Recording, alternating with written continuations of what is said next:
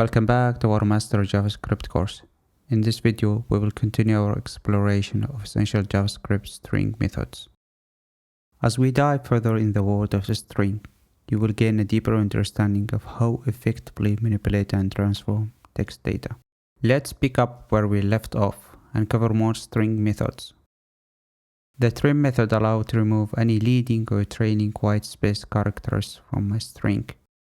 You want to remove whitespace characters from leading the new trim start method, while the trim end method do the opposite and remove a whitespace character from trailing.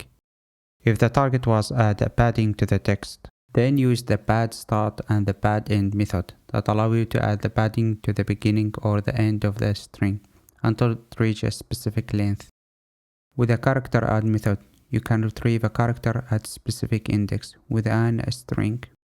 Similar to character add, the character code add method that allows you to retrieve the unique code of the character at a given index. Final method for this video is the split method. Divides a string into an array of substring based on a specific delimiter. Congratulations, you have expanded your arsenal of JavaScript string method. If you found this video helpful, remember to give it a thumbs up and stay tuned for more content. Happy coding and see you in the next segment.